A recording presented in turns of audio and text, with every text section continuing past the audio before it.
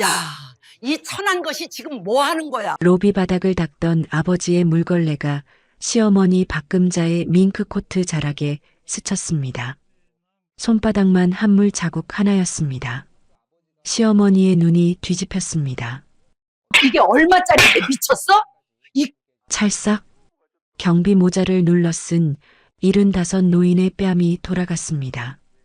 걸레를 든 손 그대로 아버지는 꼼짝도 못하셨습니다. 시어머니는 몰랐습니다. 그 노인이 며느리의 친정아버지라는 것도 15년 동안 단 한 번도 궁금해하지 않았으니까요. 저는 그 장면을 CCTV로 봤습니다. 아버지는 저한테 아무 말도 하지 않으셨거든요. 맞고도 혼자 짐을 싸고 계셨거든요. 밍크코트 물 자국 하나. 그게 시작이었습니다. 시가 1000억 빌딩에서 벌어진 역대급 사이다 복수극.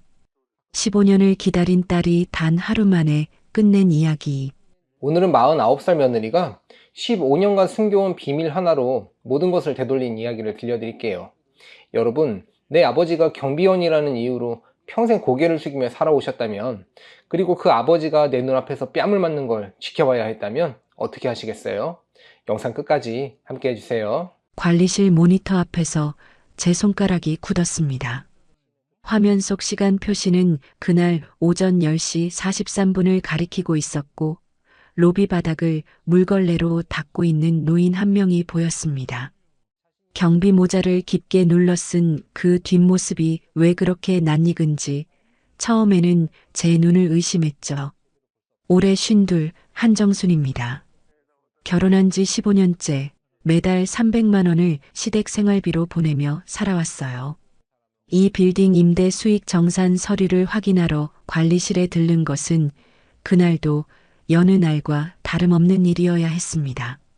화면 속에서 빌딩 2층 사무실로 올라가려던 여자가 멈춰 섰습니다.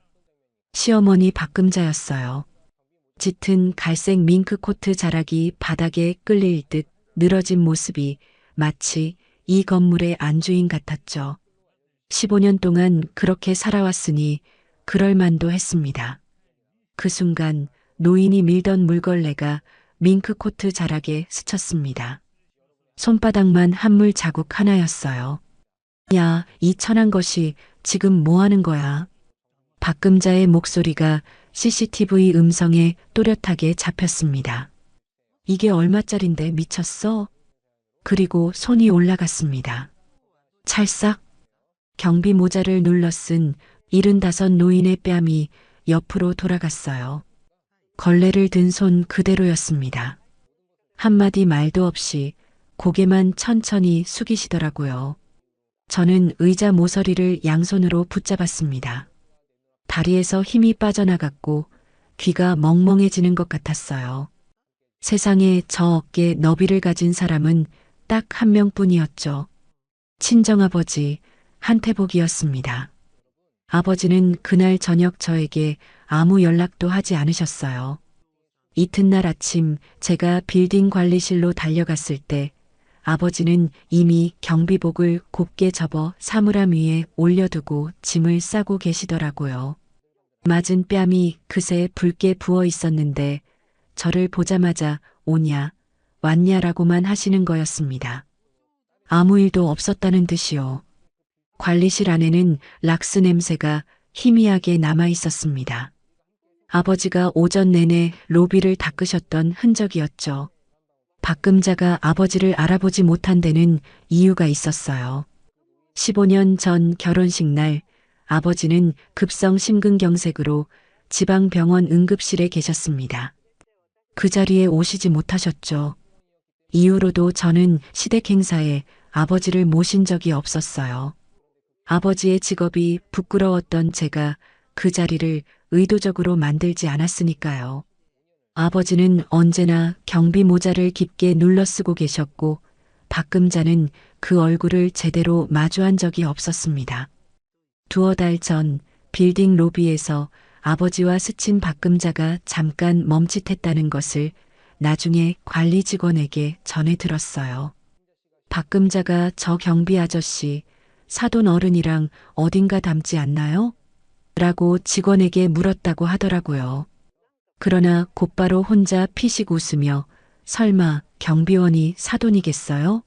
라며 돌아섰다고 했습니다. 경비원이 사돈일 리 없다는 그 생각이 훗날 자신에게 얼마나 치명적으로 돌아올지는 꿈에도 몰랐겠죠. 박금자가 이 빌딩 2층 사무실을 처음 쓰겠다고 한 것은 결혼 이듬해였습니다. 어느 날 저를 부르시더니 양손으로 제 어깨를 포근하게 감싸 안으셨어요. 정순아, 우리 며느리가 정말 야무져. 속이 깊어서 내가 얼마나 든든한지. 그 손길이 채 가시기도 전에 이어진 다음 말이 진짜였습니다. 2층 사무실 하나만 내주면 안 되겠니? 임대료는 천천히 낼게. 15년이 지나도록 그 임대료는 단 한 번도 들어온 적이 없었어요. 저는 그때마다 네, 어머님이라고 했습니다. 그 두 글자가 입에서 나올 때마다 목 어딘가에서 작은 것이 부서지는 느낌이 들었지만 못 들은 척 살았죠. 저는 이 빌딩의 소유자입니다. 15년 전 외할아버지 임종 직전 저는 이 빌딩의 등기를 제 이름으로 넘겨받았어요. 외할아버지는 마지막 힘을 모아 제 손을 잡으시며 말씀하셨습니다. 시댁 식구들한테는 절대 알리지 마라. 내 아버지한테만 말해라. 빌딩 임대 수익은 그때부터 아버지 명의 계좌로 관리해왔고 남편 강민석은 15년이 지나도록 눈치채지 못했죠. 아버지가 스스로 이 빌딩 경비원을 자원하신 것은 제가 결혼하고 3년째 되던 해였습니다. 어느 날 저를 부르시더니 담담하게 말씀하시더라고요. 딸 재산 탐내는 눈이 반드시 생긴다. 내가 직접 지켜야겠다. 저는 고개를 끄덕이며 눈물을 삼켰습니다. 동시에 가슴 한구석이 뜨끔했어요. 결혼 초 시댁 식구들이 경비원 아버지 뒀다며 수군거릴 때 저는 반박 한마디를 못했죠. 박금자가 친정이 변변찮으니까 내가 이렇게 봐주는 거야. 경비원 집안 며느리를 누가 반겨주겠냐라고 할 때도 저는 고개를 숙였습니다. 그 죄책감이 15년 동안 저를 묶어온 진짜 사슬이었다는 것을 그 모니터 앞에서야 비로소 똑바로 알았어요. 그날 오후 전화 한 통이 왔습니다. 법무사 임성호였어요. 외할아버지 때부터 이 빌딩 서류를 관리해온 분이었죠. 임성호는 짧게 말했습니다.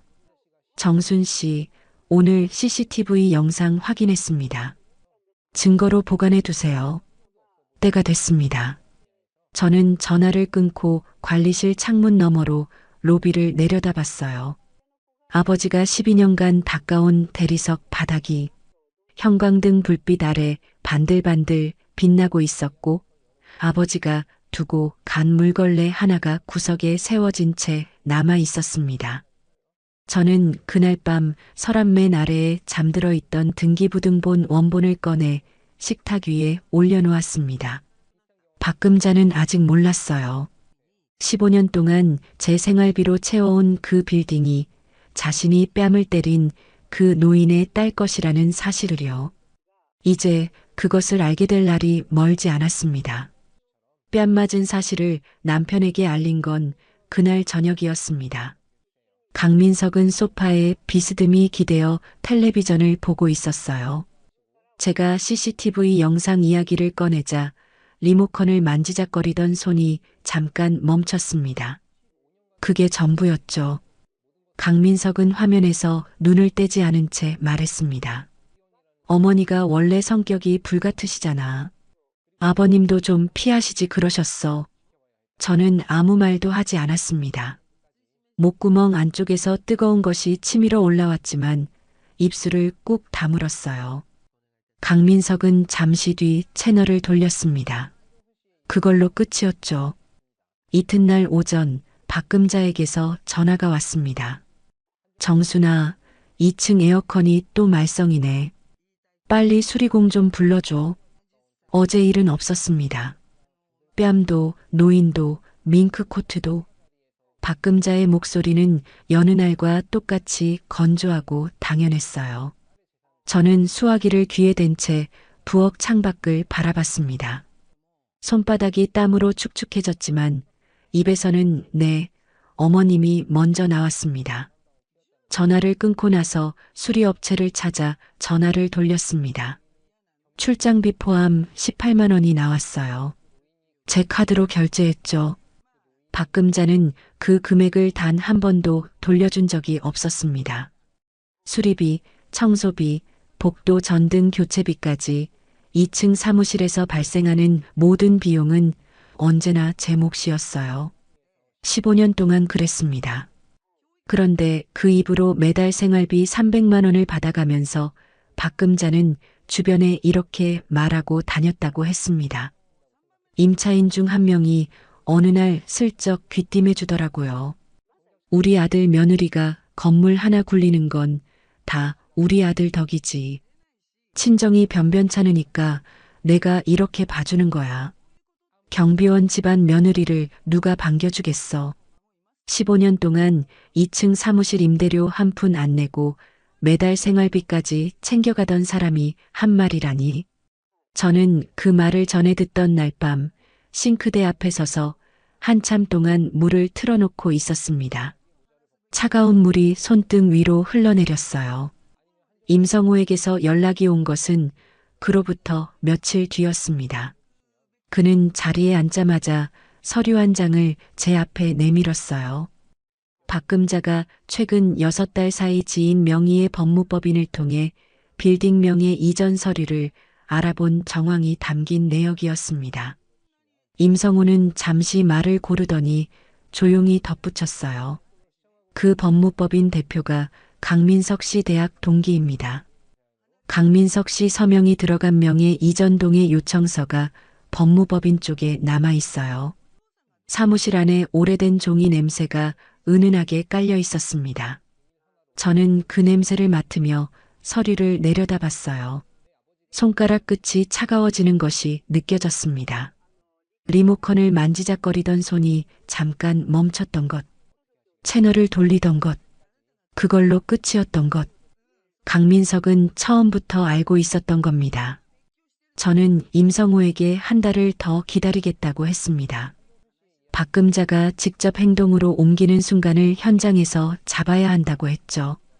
임성호는 잠시 저를 바라보더니 고개를 끄덕였습니다. 그 한 달 동안 박금자가 달라졌습니다. 어느 날은 반찬을 두 손으로 들고 현관 앞에 나타났어요. 깻잎 장아찌에 제육볶음까지 제가 좋아하는 것들로만 가득 찬 찬압이었습니다. 박금자는 그것을 건네며 양손으로 제 손을 꼭 쥐었어요. 정순아, 내가 항상 하는 말이지만 우리 며느리가 최고야. 네가 있어서 이 집이 얼마나 든든한지 몰라. 그 말을 들으며 저는 미소를 지었습니다. 속에서 어떤 냄새가 올라오는 것 같은 느낌이 들었지만 표정은 흐트러지지 않았어요. 칭찬 뒤에는 언제나 청구서가 왔습니다. 15년 동안 단 한 번도 어긋난 적이 없는 순서였죠. 그런데 있잖아. 이번에 2층 사무실 인테리어를 좀 새로 해야 할 것 같아서 견적이 한 4천만 원 정도 나왔거든. 며느리가 좀 어떻게 해줄 수 없을까? 반찬값은 수리비는커녕 돌려준 적 없는 사람이 4천만 원을 좀 어떻게 해줄 수 없을까라고 묻는 얼굴은 아무렇지도 않았습니다. 오히려 당연한 일을 부탁하는 사람의 얼굴이었어요. 저는 잠시 뜸을 들였습니다. 어머님, 요즘 제가 좀 빠듯해서요. 박금자의 눈이 가늘어졌습니다. 반찬 찬압을 식탁에 내려놓던 손이 멈추더니 고개가 천천히 기울었어요. 빠듯해? 건물 하나 굴리는 사람이 빠듯하다고? 정순아, 솔직히 말해봐. 나한테 뭔가 서운한 게 있는 거야? 그렇지 않고서야 어떻게 어머니한테 그런 말을 해. 15년간 임대료 한 푼 안 낸 사람이 4천만 원을 거절당하자 제가 서운한 게 있는 거냐고 묻는 얼굴이라니. 저는 고개를 저었습니다. 아니에요, 어머님. 그냥 당장은 좀 어렵다는 말씀이에요. 박금자는 한 박자 뜸을 들이다가 일어섰습니다. 찬압은 식탁 위에 그대로 두고 가방을 들었어요. 현관으로 걸어가다 멈춰서서 돌아보지 않은 채 말했습니다. 며느리가 이렇게 계산적인 줄은 몰랐네. 내가 너를 잘못 봤나 봐. 현관문이 닫혔습니다. 거실에 남겨진 건 식탁 위 찬압과 그 옆에 밀려있는 4천만 원짜리 인테리어 견적서였습니다. 계산적이라는 말이 귓속에서 한참 맴돌았어요. 15년 동안 300만 원씩 총 5,400만 원을 보냈습니다. 2층 사무실 임대료 한 푼 받지 않고 수리비까지 대신 냈습니다. 그런데 4천만 원 인테리어를 거절하자 계산적이라고 했죠. 그 한마디가 오히려 저를 더 차갑게 만들었습니다. 강민석은 그날 저녁 퇴근하고 들어오자마자 외투도 벗지 않은 채 말했습니다. 어머니한테 전화 왔어. 당신이 왜 그렇게 매몰차게 굴어? 그냥 좋게 해드리면 안 돼? 저는 밥상을 차리던 손을 멈추지 않았습니다. 얼마짜리를 좋게 해드리라는 거예요? 강민석은 넥타이를 풀며 소파에 앉았어요. 어머니도 당신 잘 되라고 하시는 말씀이잖아. 우리가 좀 여유 있으면 어떡해. 어머니 서운하시면 나도 힘들다고. 그렇게 말하는 강민석의 서명이 법무법인에 남아 있었습니다. 저는 밥그릇을 식탁에 내려놓으며 속으로 날짜를 셌습니다. 박금자가 직접 행동으로 나서기까지 앞으로 얼마나 걸릴까? 친목 모임은 한 달 뒤였습니다. 박금자는 아직 몰랐습니다. 매달 생활비를 받아가고 임대료 한 푼 안 내며 4천만 원을 당연하게 요구하던 그 빌딩이 처음부터 며느리 것이었다는 사실을요. 그리고 그 한 달이 자신의 마지막 한 달이 될 거라는 것도요. 친목 모임을 열흘 앞둔 날 오전이었습니다. 저는 빌딩 관리실 책상 앞에 앉아 임대 수익 정산 서류를 펼쳐놓고 있었어요. 볼펜을 손에 쥔 채 숫자를 들여다보고 있었지만 눈에 들어오는 건 숫자가 아니었습니다. 이틀 전 임성우가 건네준 서류, 그 위에 선명하게 찍힌 강민석의 서명이 자꾸 눈앞에 어른거렸어요. 저는 볼펜을 내려놓고 전화기를 들었습니다. 박금자에게 직접 전화를 건 것은 결혼 15년 만에 처음이었어요. 제가 먼저 거는 전화는 언제나 어머님, 생활비 보내드렸습니다거나 어머님, 수리기사 내일 가기로 했습니다였죠. 용건 없이 거는 전화는 한 번도 없었습니다. 신호음이 3번 울리고 박금자가 받았어요. 어머님, 저 정순이에요. 드릴 말씀이 있어서요. 무슨 말? 다름이 아니라 지난번에 로비에서 뺨 맞으신 경비원 있잖아요. 그분이 저희 아버지세요. 그 일로 전화드린 거예요. 한 번만 사과해 주시면 제가 그냥 넘어갈 수 있을 것 같아서요. 수화기 너머로 잠깐 침묵이 흘렀습니다. 사과? 내가 왜? 박금자의 목소리는 높아지지 않았습니다. 오히려 더 낮고 단단해졌어요. 정순아, 내가 분명히 말할게. 나는 그날 경비원한테 한 거야. 우리 며느리 아버지인 줄 알았으면 내가 왜 그랬겠어. 근데 그걸 모르고 한 내가 뭘 잘못했다는 거야? 저는 창밖을 바라봤습니다. 관리실 창문에 낮 햇살이 비스듬히 들어오고 있었어요. 그래도 어머님, 나이 드신 어른한테 손을 올리신 건. 야, 정순아. 박금자가 제 말을 잘랐습니다. 너 지금 나한테 어디서 가르치려 드는 거야? 내가 며느리한테 그런 소리 들어야 해? 시어머니한테 사과받으러 전화하는 며느리가 어디 있어? 친정이 어떻게 키운 거야, 대체? 목 안쪽이 조여드는 것 같았어요. 저는 숨을 한번 고르고 다시 말했습니다. 어머님, 저는 그냥. 됐어. 나 바빠. 뚝. 전화가 끊겼습니다. 수화기에서 삐소리가 길게 울렸어요. 저는 전화기를 책상 위에 내려놓고 한참 동안 그 자리에 앉아 있었습니다. 친정이 어떻게 키운 거야? 그 말이 관리실 벽에 부딪혀 되돌아오는 것 같았어요. 저는 볼펜을 다시 들었다가 내려놓았습니다. 손끝이 차가웠어요. 여러분, 저는 그때까지도 한 가지를 믿고 있었습니다. 사람은 기회를 주면 달라질 수 있다고요. 15년 동안 그 믿음 하나로 버텨왔으니까요. 그 믿음이 그날 오전에 완전히 끝났습니다. 사흘 뒤 박금자가 빌딩에 왔습니다. 평소보다 이른 오전이었어요. 저는 마침 로비를 지나다가 2층 계단 쪽에서 내려오는 박금자와 마주쳤습니다. 박금자는 저를 보자 잠깐 멈췄다가 아무 일 없다는 듯 걸어왔어요. 그러더니 제 어깨를 툭 치며 지나쳤습니다. 정순아, 너 요즘 얼굴이 왜 이래? 나이가 드니까 더 신경 써야지. 피부도 그렇고 몸도 좀 같고. 경비원 집 딸이면 딸이지. 이 집 며느리이기도 한 거잖아. 좀 어울리게 살아. 발소리가 로비를 가로질러 멀어졌습니다. 밍크 코트에서 풍기는 짙은 향수 냄새가 로비 안에 한참 남아 있었어요. 저는 그 자리에 멈춰 섰습니다. 경비원 집 딸이면 딸이지. 어울리게 살아.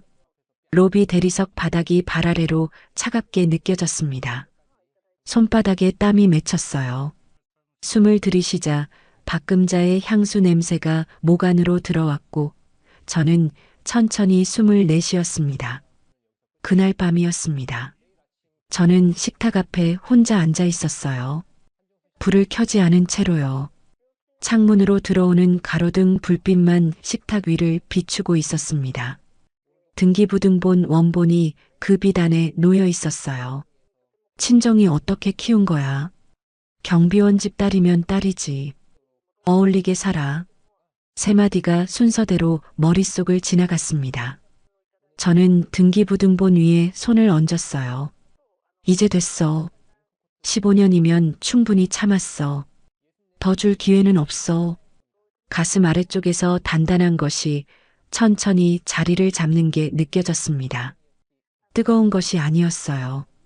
차갑고 무거운 것이었죠. 분노가 아니었습니다. 결심이었어요. 저는 전화기를 들어 임성호에게 문자를 보냈습니다. 준비해 주세요.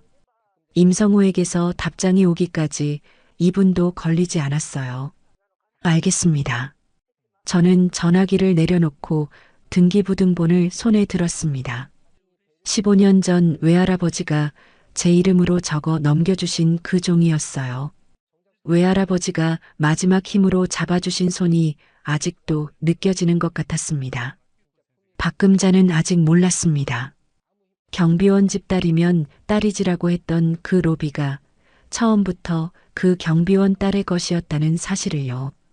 그리고 그 딸이 이제 움직이기 시작했다는 것도요.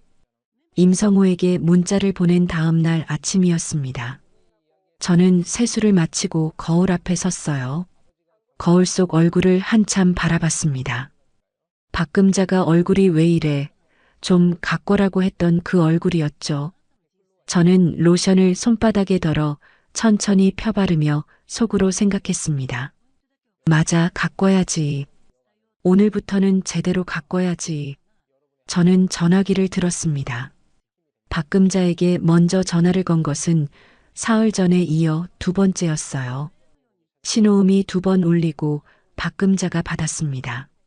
어머님, 저 정순이에요. 또 무슨 일이야? 목소리가 차가웠습니다. 저는 개의치 않고 말을 이었어요. 지난번에 제가 너무 무례했던 것 같아요. 생각해보니까 어머님 말씀이 맞는 것 같더라고요.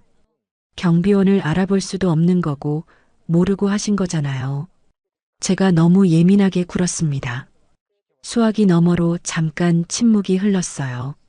그래, 내가 그 말을 기다렸어. 박금자의 목소리가 한 톤 낮아지며 부드러워졌습니다. 어떤 사람이 굴복했을 때만 나오는 목소리였어요. 정순아, 나는 너 미워서 하는 말이 아니야. 다 잘 되라고 하는 거지.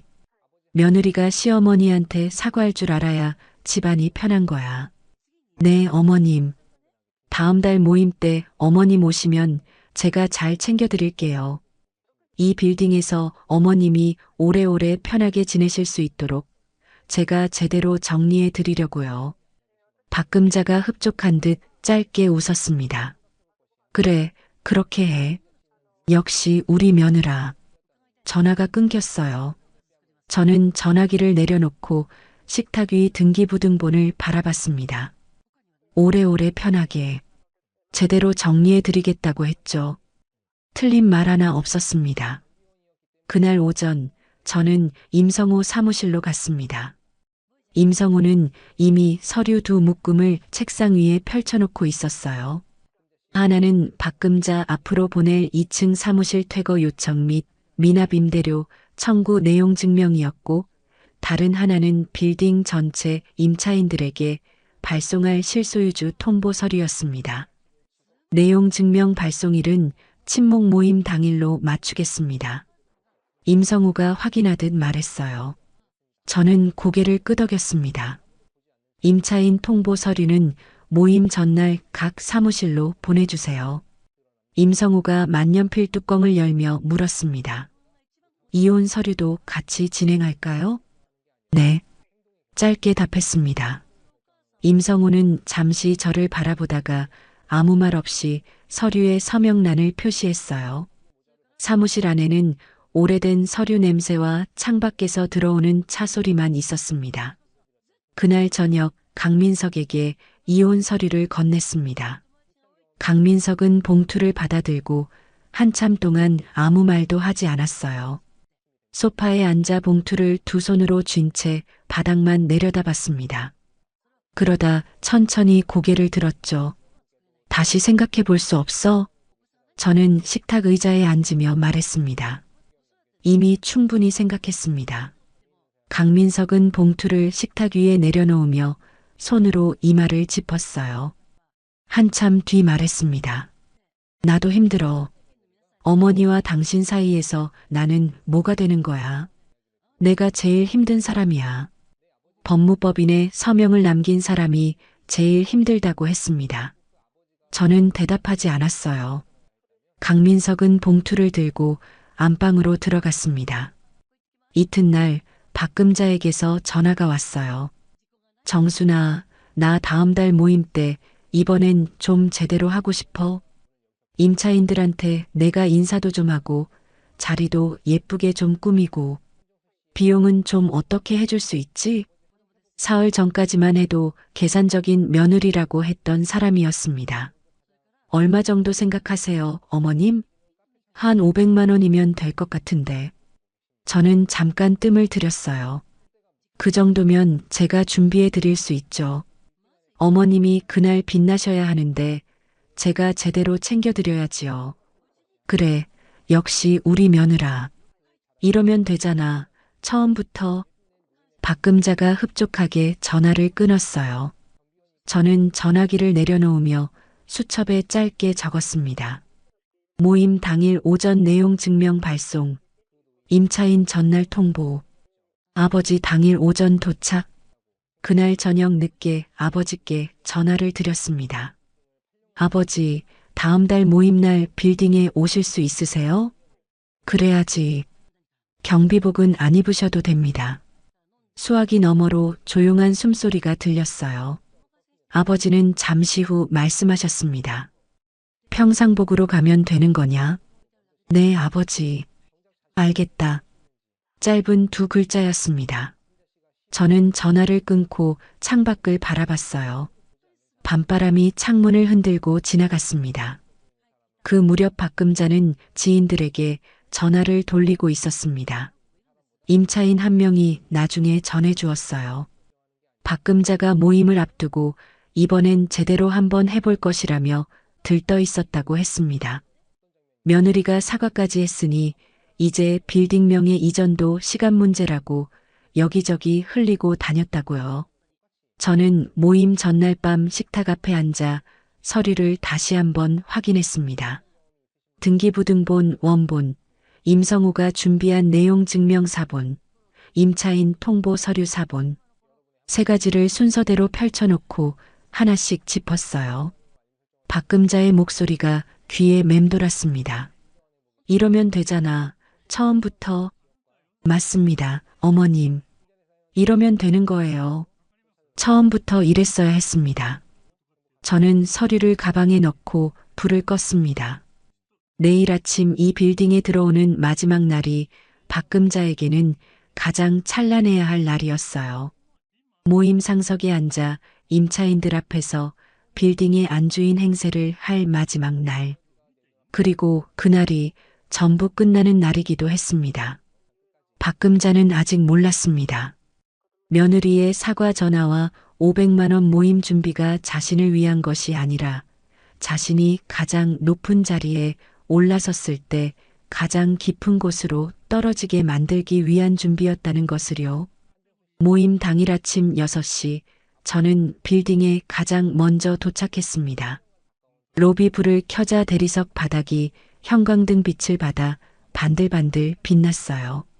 아버지가 12년간 닦아온 바닥이었습니다. 저는 가방을 내려놓고 로비를 한 바퀴 돌았어요. 의자 배치, 음료 테이블, 임차인들이 앉을 자리, 박금자가 상석으로 쓸 자리 한가운데에 꽃꽂이 하나를 올려놓았습니다. 오늘 이 자리의 주인공에게 어울리는 자리였죠. 임성우가 도착한 것은 8시였어요.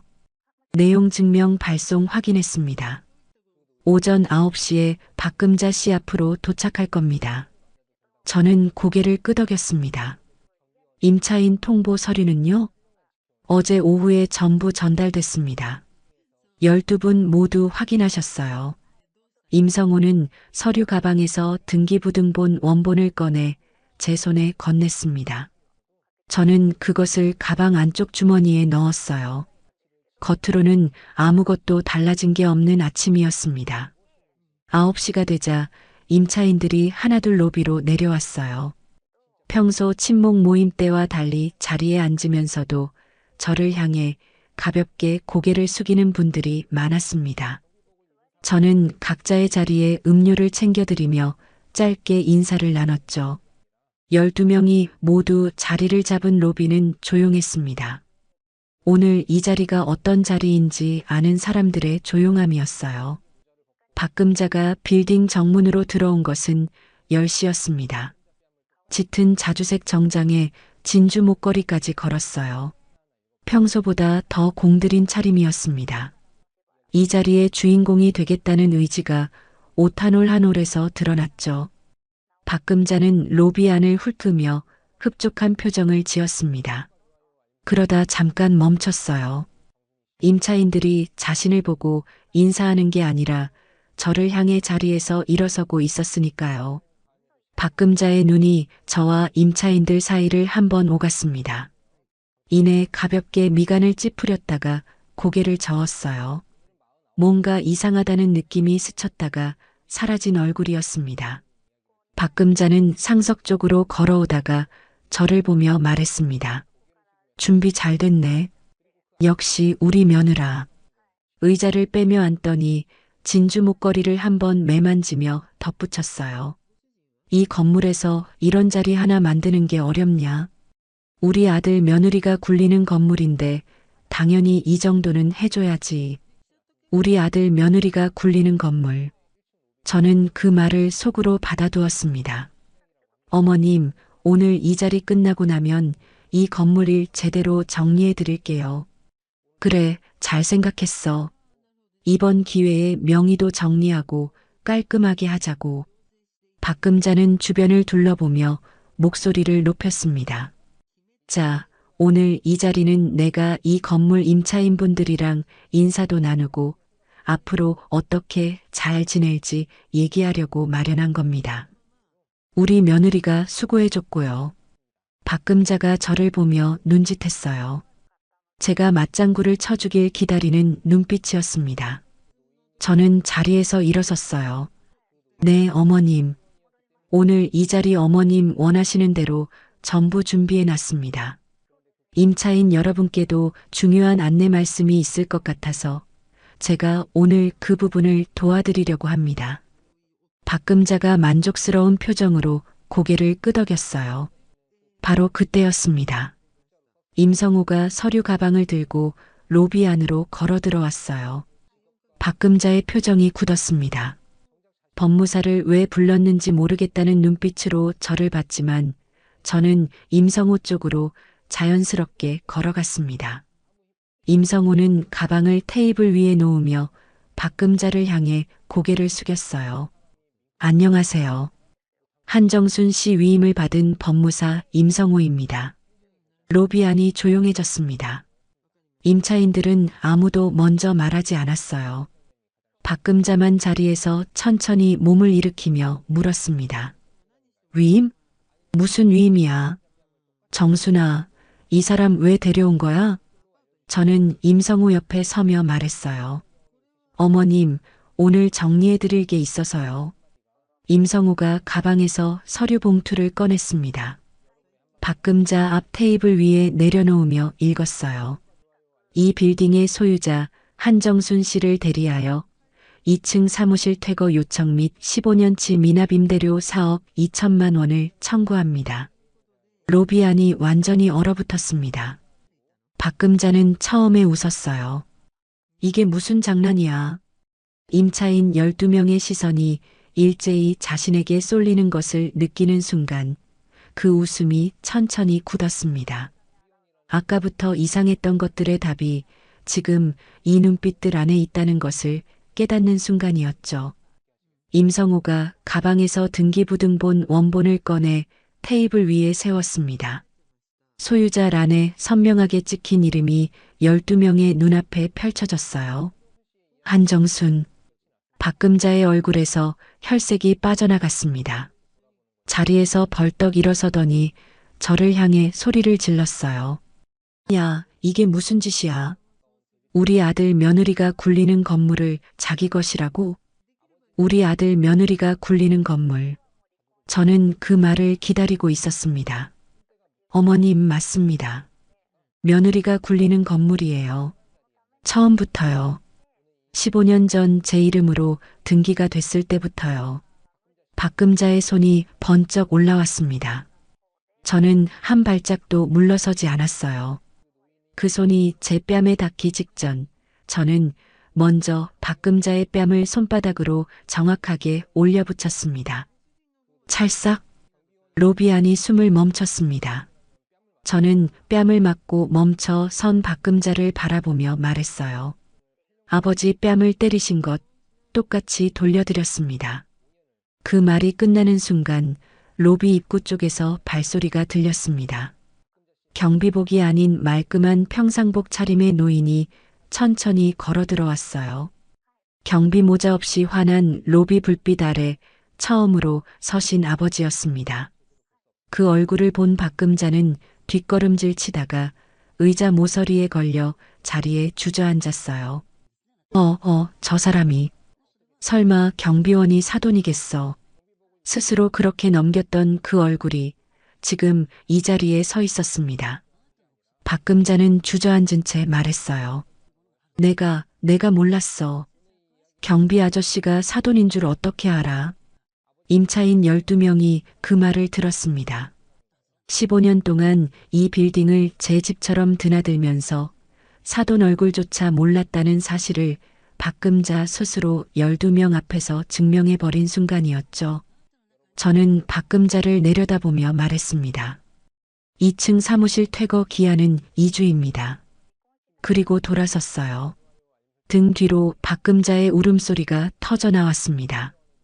임차인 중 누군가가 낮게 한숨을 내쉬는 소리도 들렸어요. 저는 멈추지 않았습니다. 아버지가 제 옆으로 오셨어요. 나란히 로비를 가로질러 문 밖으로 나왔습니다. 차가운 바깥 공기가 얼굴에 닿았어요. 로비 안에 짙은 향수 냄새와 달리 바깥은 맑고 아무 냄새도 나지 않았습니다. 박금자는 아직 몰랐습니다. 오늘이 이 빌딩에서의 마지막 날이라는 것도 2주 뒤에도 이 싸움이 완전히 끝나지 않을 거라는 것도요. 닷새 뒤였습니다. 강민석이 현관문을 열고 들어온 것은 저녁 8시가 넘어서였어요. 평소보다 1시간 이상 늦은 귀가였습니다. 외투를 벗지도 않은 채 서류 봉투 하나를 식탁 위에 내려놓았어요. 봉투 왼쪽 상단에 변호사 사무소 명칭이 선명하게 찍혀 있었습니다. 법적으로 따지는 수밖에 없어. 강민석은 소파에 앉으며 말했습니다. 목소리에 이상한 기운이 실려 있었어요. 닷새 전 로비 바닥에 주저앉은 어머니를 본 사람의 목소리가 아니었습니다. 오히려 뭔가를 찾아낸 사람의 목소리였죠. 저는 봉투를 열었습니다. 재산분할 청구 소장이었어요. 혼인 기간 중 형성된 공동재산이라는 논리로 빌딩에 대한 권리를 주장하는 내용이었습니다. 임대 수익 일부가 15년간 부부 공동생활비 계좌로 입금된 내역을 근거로 내세웠어요. 저는 서류를 끝까지 읽고 봉투에 다시 넣었습니다. 공동재산이라고요? 혼인 기간 동안 같이 쓴 돈이잖아. 법적으로 따지면 내가 아예 권리가 없는 건 아니라고. 변호사도 가능성 있다고 했어. 강민석은 팔짱을 끼며 몸을 뒤로 기댔습니다. 변호사 한 명을 만나고 온 것만으로 닷새 전에 일이 없었던 것 같은 얼굴이었어요. 공동재산, 혼인기간. 저는 그 두 단어를 속으로 받아두었습니다. 그래요, 공동으로 따져보죠. 강민석이 미간을 찌푸렸어요. 제가 15년간 시댁에 보낸 생활비 한 달에 300만 원씩이면 총 5,400만 원이거든요. 혼인 기간 동안 공동으로 쓴 돈 아닌가요? 어머님이 15년간 무상으로 쓰신 2층 임대료 4억 2천만 원도요. 이걸 전부 합산해서 어느 쪽이 더 많이 가져간 공동재산인지 같이 따져보면 되겠네요. 강민석의 얼굴에서 단단함이 조금씩 흔들렸습니다. 팔짱이 풀렸어요. 손가락이 소파 팔걸이를 가볍게 두드리다 멈췄습니다. 그건 다른 문제잖아. 같은 문제예요. 공동이면 전부 공동으로 계산하는 거죠. 저는 자리에서 일어섰습니다. 법대로 하죠. 법대로 하면 모든 게 명확해질 테니까요. 강민석은 더 이상 말하지 않았어요. 봉투만 식탁 위에 남겨둔 채 안방으로 들어갔습니다. 저는 그 봉투를 들어 가방에 넣었어요. 법대로 하면 명확해진다고 했습니다. 하나도 틀린 말이 없었죠. 다음 날 오전 임성호에게 전화를 했습니다. 재산분할 청구 소장 받았어요. 임대 수익 계좌 내역을 근거로 내세우고 있습니다. 임성호는 잠시 침묵했어요. 예상했던 방향입니다. 이 소송에서 핵심은 이 빌딩이 혼인 전부터 정순 씨에게 귀속된 특유재산이라는 걸 증명하는 거예요. 15년 전 등기 이전 당시 외할아버지 공증 서류가 반드시 있어야 합니다. 그 서류가 외할아버지 자택에 있을 수 있는데 지금은 먼 친척이 살고 있어요. 오늘 중으로 확인해 보세요. 그리고 정순 씨 한 가지 더요. 그날 등기 이전 현장에 있었던 분이 계시면 증인으로 세울 수 있습니다. 법정에서 서류와 증인이 함께 나오면 상대 측 논리가 완전히 무너져요. 저는 고개를 끄덕이며 전화를 끊었습니다. 그날 현장에 있었던 사람. 단 한 명이 있었죠. 그날 오후 저는 경기도 외곽의 친척 집을 찾아갔어요. 오래된 단독주택이었습니다. 마당에 낙엽이 소복이 쌓여 있었고 페인트가 군데군데 벗겨진 현관문이 굳게 닫혀 있었어요. 초인종을 누르자 50대 남자가 문을 열었습니다. 저 한정순이에요. 외할아버지 서류 때문에 왔습니다. 15년 전 빌딩 등기 이전할 때 공증받으신 서류가 혹시 여기 보관되어 있을 것 같아서요. 남자는 저를 한번 훑어보더니 말했어요. 강민석 씨 쪽에서도 연락이 왔었는데요. 우리가 왜 한쪽 편을 들어야 합니까? 문이 닫혔습니다. 저는 그 문 앞에서 한참 서 있었어요. 낙엽 하나가 마당을 가로질러 굴러갔습니다. 발 아래 시멘트 바닥이 차가웠어요. 빈손이었습니다. 그 시각 박금자는 빌딩 임차인들에게 전화를 돌리고 있었습니다. 닷새 전 임차인 12명 앞에서 주저앉아 내가 몰랐어라고 울던 사람이 이제는 그 임차인들에게 직접 전화를 돌리고 있었어요. 임차인 한 명이 문자를 보내왔습니다. 방금 건물주 어머니라는 분한테 전화가 왔는데 이 빌딩 명의가 곧 아들 앞으로 바뀐다며 계약 갱신 서류는 자기한테 내라고 하네요. 소장 접수 닷새 만에 다시 건물주 행세를 시작한 것이었습니다. 저는 임성호에게 문자를 보낸 뒤 박금자에게 전화를 걸었어요. 신호음이 2번 울리고 박금자가 받았습니다. 어머님, 저 정순이에요. 2층 짐 정리는 잘 되고 계세요? 야, 무슨 소리야. 소송이 진행되는 동안 내가 왜 나가야 해? 법이 정리되면 그때 얘기하는 거지. 그럼요, 어머님. 법으로 정리되면 다 명확해지죠. 그때 서류 정리도 제가 확실히 해드릴게요. 박금자가 짧게 코웃음을 쳤습니다. 됐어. 쓸데없이 전화하지 마. 전화가 끊겼어요. 저는 전화기를 내려놓으며 속으로 생각했습니다. 서류 정리를 해드리겠다고 했습니다. 퇴거 서류 말이에요. 그날 밤 거실에 혼자 앉아 있었어요. 식탁 위에는 강민석이 두고 간 소장 봉투가 놓여 있었습니다. 저는 그것을 바라보며 아까 강민석이 했던 말을 다시 떠올렸어요. 공동으로 따지면 내가 아예 권리가 없는 건 아니라고. 15년간 생활비 한 번 제때 건네준 적 없고 법무법인에 서명을 남긴 사람이 한 말이었습니다. 손끝이 차가워졌어요. 저는 소장 봉투를 가방 안으로 밀어 넣었습니다. 11시가 넘어서 전화기가 울렸어요. 아버지였습니다. 정순아. 아버지, 이 시간에 무슨 일이에요? 낮에 네가 친척 집에 갔다가 빈손으로 왔다는 거 알았다. 저는 잠깐 멈췄습니다. 아버지가 어떻게 아셨는지 묻지 않았어요. 네. 문을 안 열어줬어요. 수화기 너머로 아버지가 천천히 숨을 내쉬는 소리가 들렸습니다. 내가 할아버지한테 직접 받아둔 게 있다. 저는 자리에서 일어섰어요. 어떤 서류예요, 아버지? 빌딩 등기 이전할 때 할아버지가 직접 쓰고 공증까지 받아둔 거야. 그날 내가 현장에 있었거든. 할아버지가 나한테 따로 챙겨주셨어.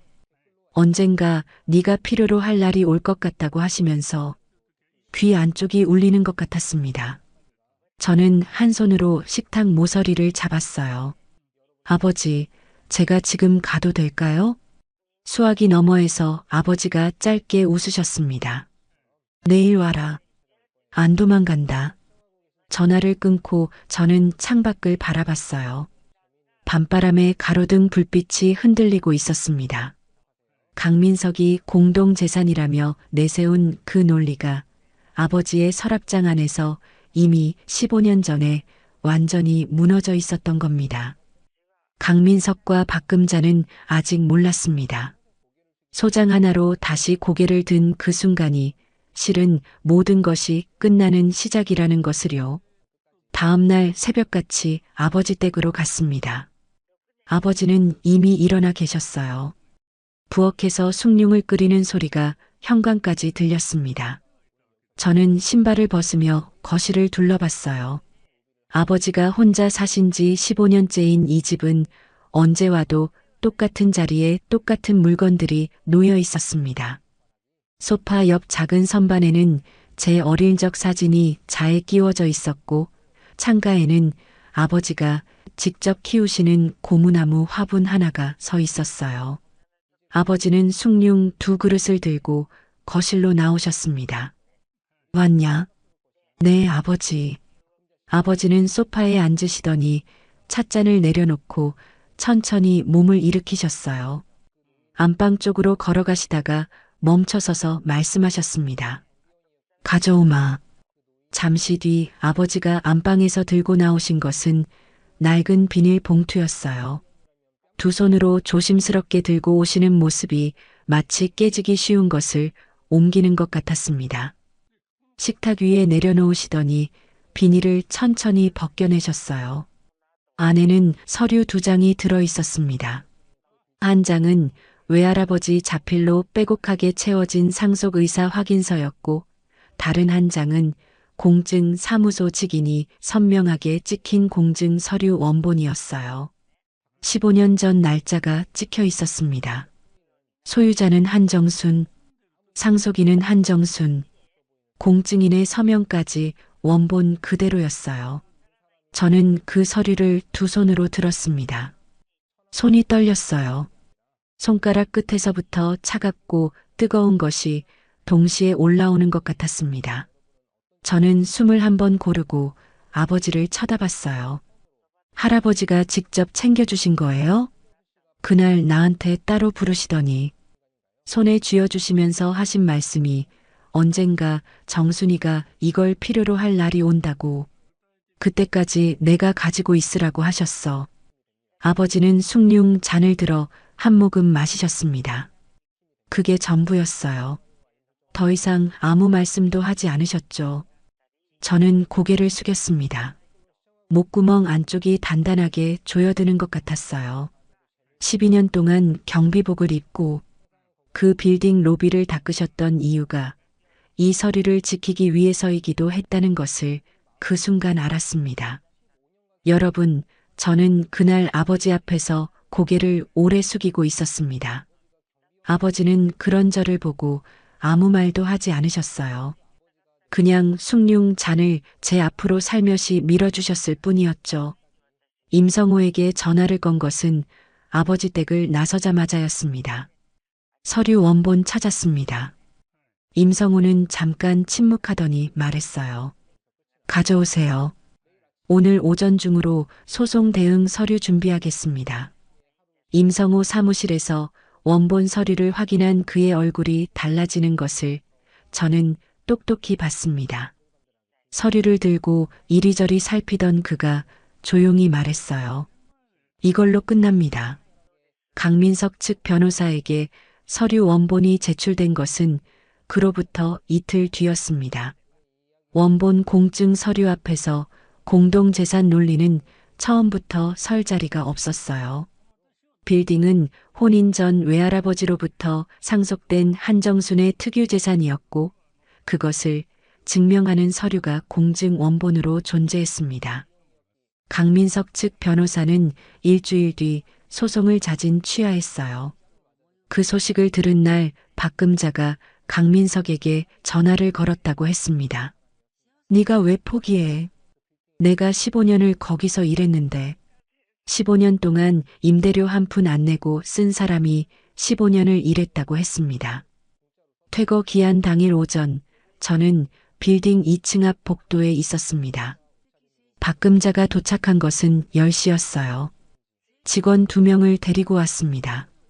이삿짐 상자를 직원들이 옮기는 동안 박금자는 사무실 안을 한 번씩 둘러봤어요.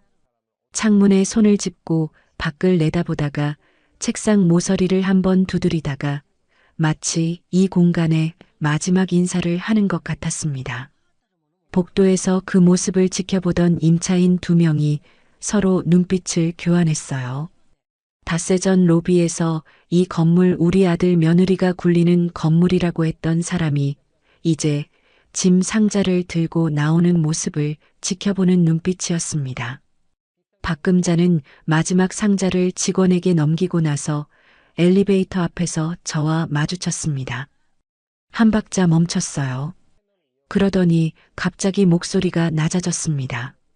정순아, 내가 잘못했다. 한 번만 봐줘라. 우리 그냥 예전처럼 지내면 안 되겠니? 예전처럼. 15년간 생활비 300만 원을 받아가고 임대료 4억 2천만 원을 안 내고 아버지 뺨을 올려붙이던 예전처럼 지내자는 말이었습니다. 저는 박금자를 바라봤어요. 어머님, 2주 기한 오늘로 끝나셨습니다. 박금자의 얼굴이 일그러졌어요. 갑자기 목소리가 높아졌습니다. 야, 이게 말이 되냐? 내가 이 건물에서 15년을 일했는데 나한테 이럴 수 있어? 사람이 어떻게 일해? 15년을 일했다는 말이 두 번째였습니다. 저는 한 발짝도 움직이지 않았어요. 어머님, 15년 동안 이 건물에서 임대료를 내지 않으셨죠? 15년 동안 무상으로 쓰신 겁니다. 그게 어머님이 말씀하시는 15년이에요. 박금자의 입술이 떨렸습니다. 그건 네가 그냥 사정 봐준 거잖아. 봐드린 적 없습니다. 어머님이 쓰신 거예요. 청구서에 다 나와 있습니다. 일타였습니다. 박금자의 눈에 뭔가 흔들리는 것이 보였어요.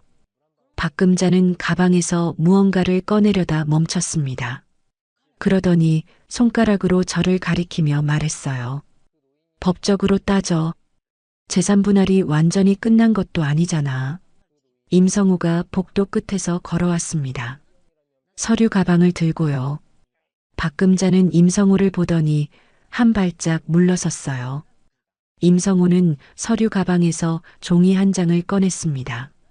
강민석 씨 측에서 오늘 오전 소송 취하 서류를 제출했습니다. 법원 접수 완료됐고요. 박금자의 얼굴이 굳었어요. 그게 무슨 소리야? 우리 아들이 왜 취하를 해? 임성우는 박금자를 향해 또 다른 서류를 내밀었습니다. 15년 전 공증 서류 원본입니다. 외할아버지께서 직접 작성하고 공증받으신 것으로 이 빌딩이 처음부터 한정순 씨 단독 특유 재산임을 명백하게 증명합니다. 강민석 씨 측 변호사도 이 서류 앞에서 더 이상 논리를 세울 수 없었던 겁니다.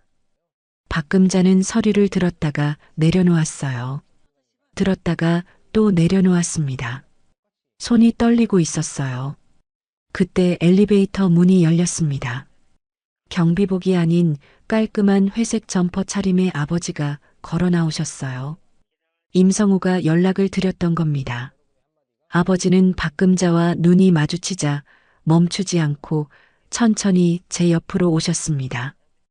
박금자는 아버지를 보는 순간 서류를 쥔 손이 옆으로 내려갔어요.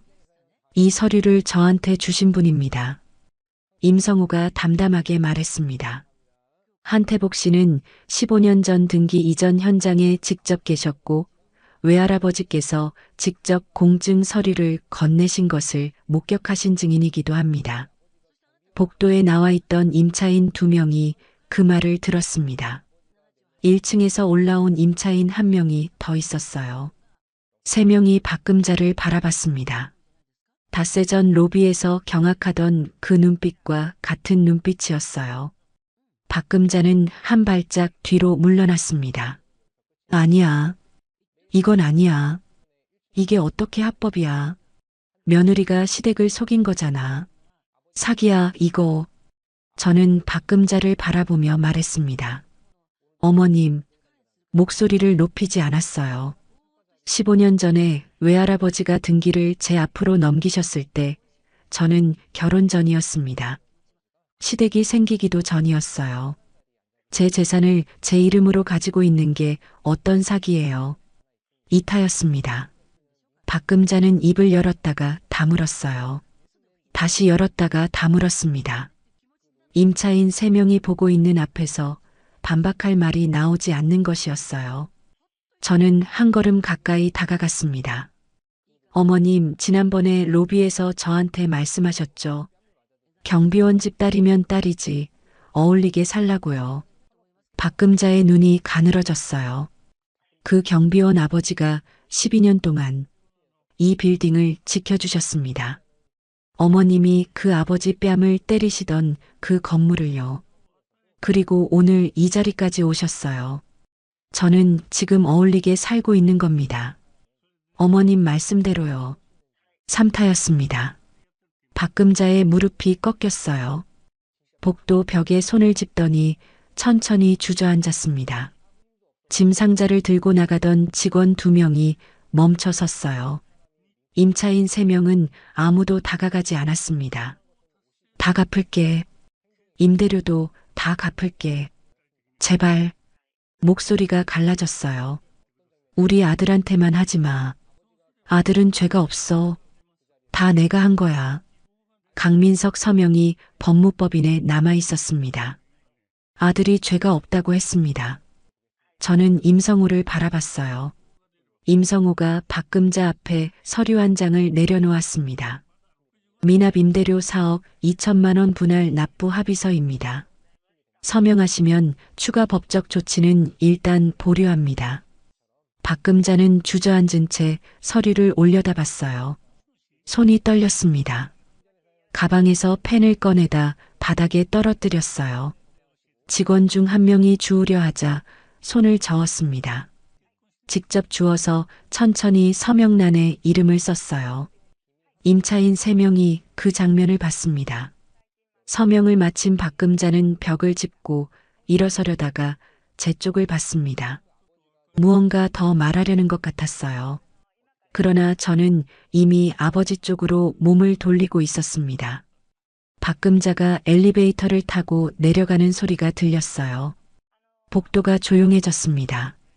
임차인 3명이 하나둘 자기 사무실로 돌아갔어요. 임성우가 서류를 가방에 넣으며 말했습니다. 이혼 조정은 다음 주에 마무리됩니다. 빌딩은 온전히 정순 씨 것으로 확정되고요. 저는 고개를 끄덕였습니다. 복도 창문으로 바깥이 보였어요. 아버지가 창밖을 바라보고 계셨습니다. 저는 아버지 옆에 섰어요. 나란히 창밖을 바라봤습니다. 박금자가 짐 상자를 들고 빌딩 정문 밖으로 나가는 모습이 아래로 보였어요.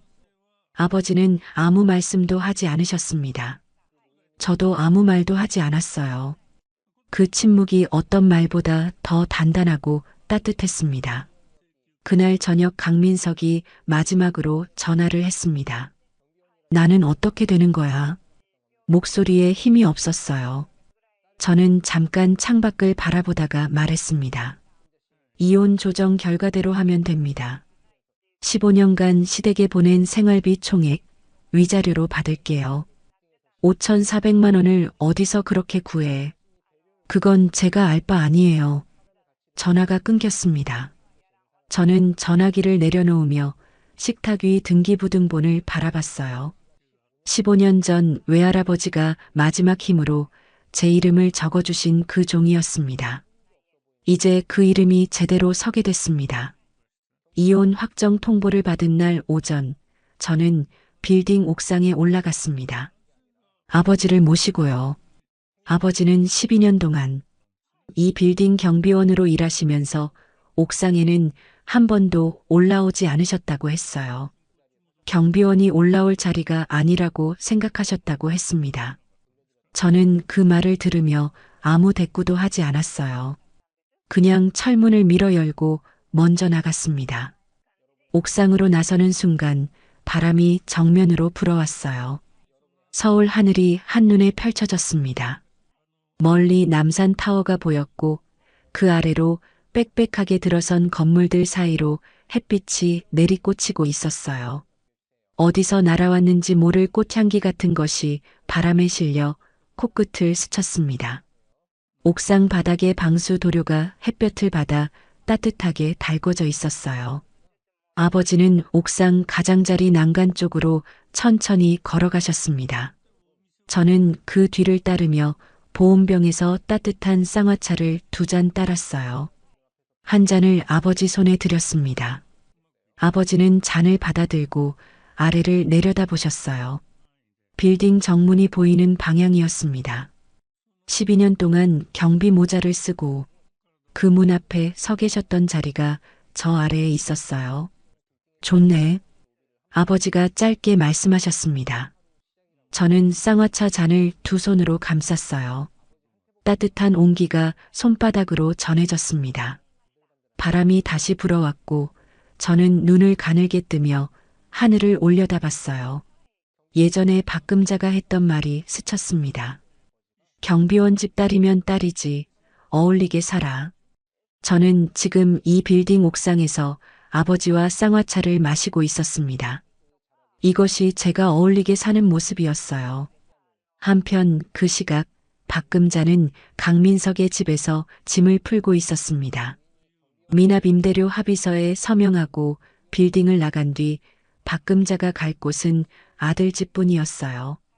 강민석은 위자료와 변호사 비용으로 빠듯해진 살림에 어머니까지 들어오자 처음에는 받아들이지 않으려 했다고 했습니다. 임차인 한 명이 나중에 귀띔해 주더라고요. 두 사람이 현관에서 서로 소리를 지르는 것을 아랫집에서 다 들었다고 했어요. 저는 그 이야기를 전해 들으며 아무 말도 하지 않았습니다. 이혼 확정 한 달 뒤 빌딩 2층에 새 임차인이 들어왔습니다.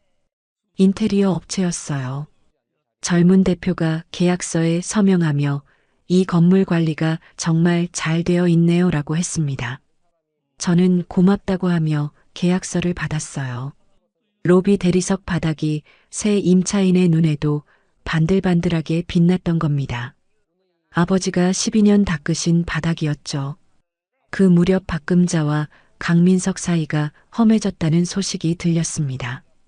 분할 납부 합의를 한 임대료를 두고 강민석이 내가 왜 어머니 빚을 같이 갚아야 하냐라고 했고 박금자는 다 너 때문에 이렇게 된 거 아니냐라고 받아쳤다고 했어요. 두 사람 모두 제가 아니라 서로에게 책임을 돌리고 있었습니다. 15년 동안 함께 쌓아온 것의 무게가 이제 두 사람 사이를 짓누르고 있는 것이었죠. 이혼 확정 6달 뒤 저는 빌딩 1층에 작은 카페를 열었습니다. 간판을 다는 날 아버지를 모시고 왔어요. 간판에는 이렇게 적혀 있었습니다. 태복. 아버지는 간판을 올려다보시더니 손사래를 치셨어요. 야, 내 이름을 왜 거기다 붙여? 아버지 이름 아니면 뭘 붙여요? 아버지는 더 이상 말씀하지 않으셨습니다. 그냥 한참 동안 간판을 올려다보셨어요. 햇빛이 간판 위로 내리쬐고 있었습니다. 아버지 눈가에 잔주름이 깊어지는 것이 보였어요. 카페 안은 통창으로 설계했습니다.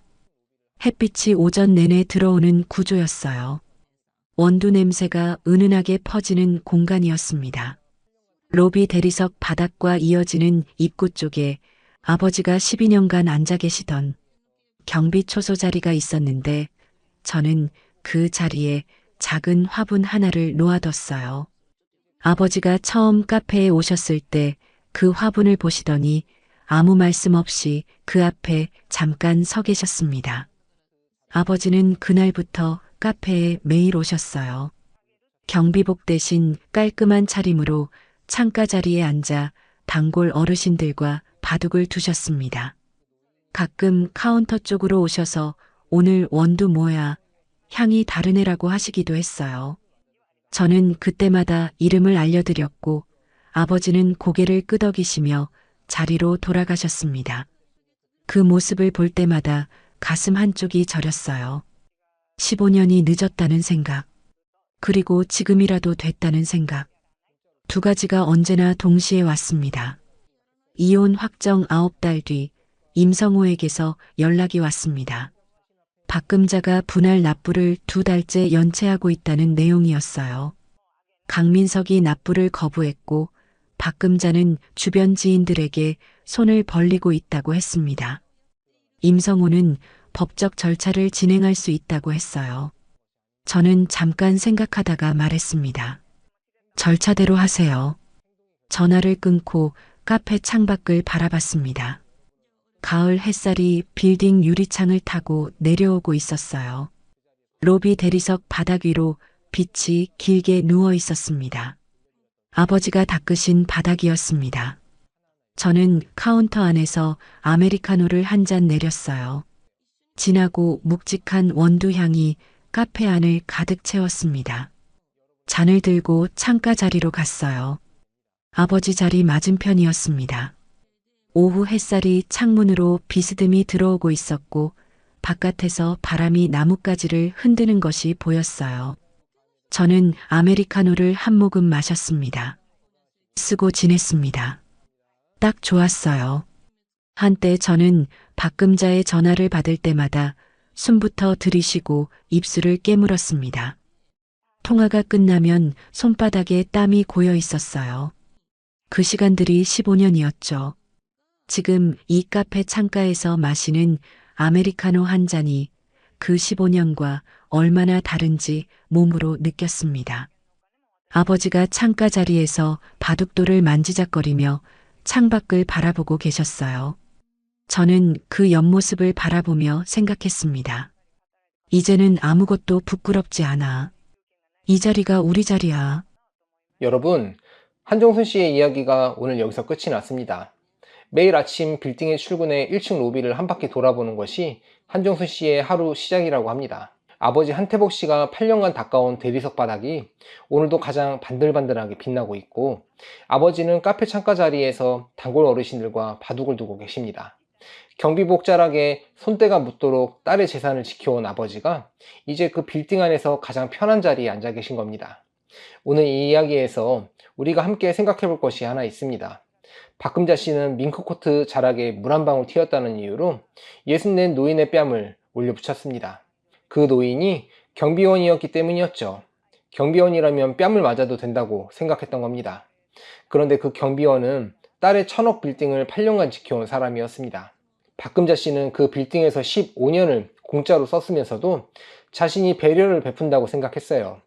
사람의 가치를 직업과 옷차림으로 먼저 재는 사람은 정작 자신 앞에 무엇이 있는지 제대로 볼 수 없습니다. 박금자 씨가 15년 동안 그랬습니다. 진짜 품위는 아무도 보지 않는 자리에서 아무 힘도 없어 보이는 사람을 어떻게 대하느냐에서 드러납니다. 경비복을 입은 사람이 밍크코트를 입은 사람보다 못한 것이 아닙니다. 천한 것은 옷이 결정하는 게 아니라 행동이 결정하는 거였습니다. 오늘 이 이야기에서 여러분은 어떤 장면이 가장 시원하셨나요? 아버지가 경비 모자를 벗고 처음으로 그 자리에 서셨던 순간인가요? 아니면 한정순 씨가 박금자 뺨을 똑같이 돌려드렸던 순간인가요? 댓글로 알려주시면 하나하나 읽어보겠습니다. 비슷한 경험이 있으신 분들도 댓글로 이야기 나눠주세요. 여러분의 한마디가 이 채널을 이어가는 힘이 됩니다. 구독과 좋아요, 알림 설정을 눌러주시면 여러분께도 정순이 씨처럼 진정한 행복이 찾아올 거예요. 댓글로 시청하고 계신 지역과 의견을 남겨주세요. 순전의 사연 다음에도 재미있는 사연으로 또 찾아뵙겠습니다. 항상 건강하시고 행복하세요. 감사합니다.